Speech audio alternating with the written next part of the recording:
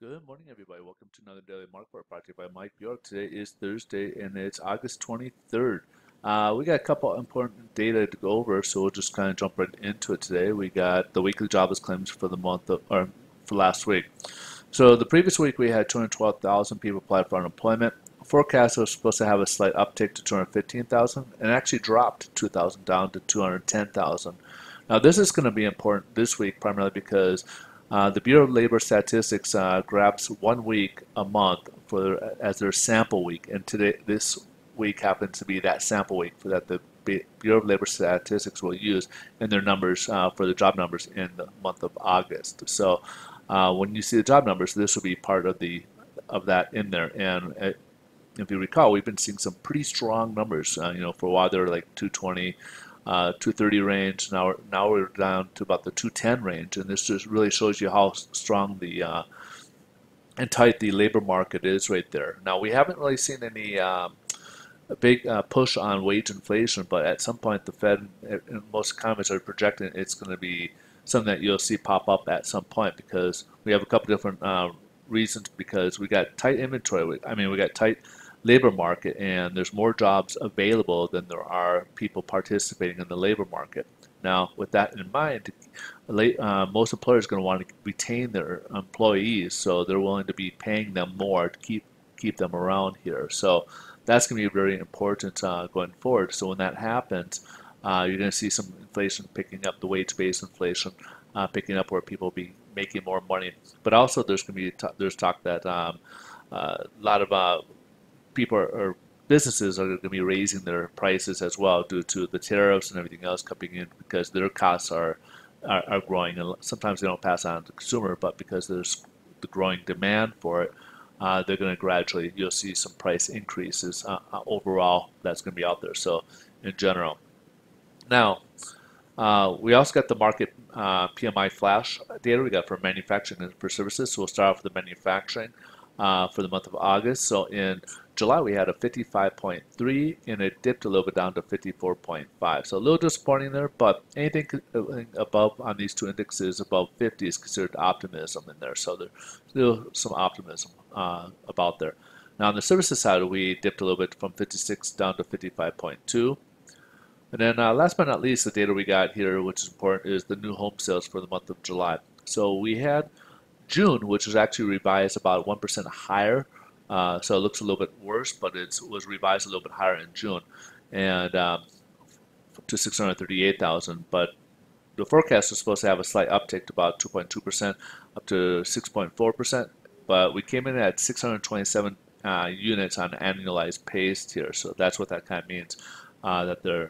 But year over year, we're actually up 12.8% from last year. So these are actually pretty good numbers, even though it comes in disappointing. It seems to be a bit more disappointing. These are still higher by a bit from last year, as we could say 12.8% difference from what we saw last year. So it is actually a good number, even though if on the headline it's not looking so good. And I'm sure the mainstream media, the MSM, will be out there trying to make it look worse than what it really is here. So let's take a look here at the headline news. Stock market's a little mixed. The market did start off in a negative territory, but Alibaba came out with some very positive news with earnings reports beating expectations, or at least coming in some very good reports. They're kind of leading the tech industry, and then hence also leading starting to lead Nasdaq into positive territory. They were in negative territory. Now they're kind of going into a positive territory after that release, and now there's a little bit more optimism on more tech stocks as well. So let's kind of see how this is affecting the bond market. Bond market is at zero. Nothing's changed in there. We're at zero. We're still just underneath this Fibonacci level.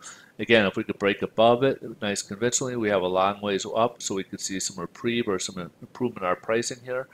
Not exactly sure if that'll happen. As you can see here from the stochastic, we're just kind of going this. We haven't really had the crossover yet, but we're in an overbought position here, and we are just kind of going in parallel with these two lines here, the 3DMA and the line here. So with this stochastic crossover, if once this goes done this way, then you'll probably see a reverse in the direction. But right now they're just kind of going parallel. We are in oversold position, so just be cautious of that. And then also here's the 10-year Treasury. So in the I'm sorry, overbought position. Yeah. Oh, and here's an oversold position. So here's the high. So this would be an oversold position. So this also can work its way upwards where the yields could rise. And hence, with the rising of the yields would push mortgage-backed securities lower and raising of interest rates. So rates will rise further. So we get, and as you can see, we're kind of up against its floor of support here with a lot of room here to grow in the before it has a ceiling there. All right, so currently there's no change here as well for the 10-year. We're still sitting at about 2.82% in the 10-year Treasury. This kind of brings our spread recently, our recent spread between the 10-year and the 2-year to 0.22 points there. And what does that mean? So with the Fed releasing their minutes yesterday, it's pretty much indicated that there will be a definite rate hike in September. That would be a quarter basis points. That could potentially put us into an inverted yield curve or at least a flat yield curve.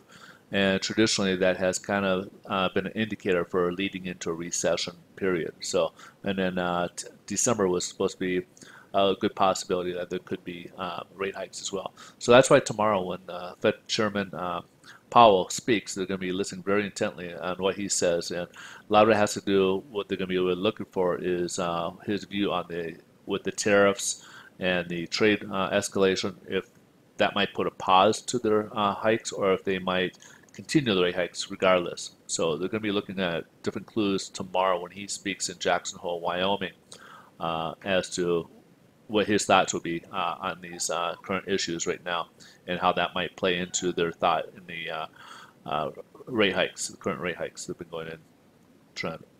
So that pretty much wraps things up. So obviously there's no change, so that means no change in pricing either. So pricing stays the same. Rates are about the same as what we left off with yesterday.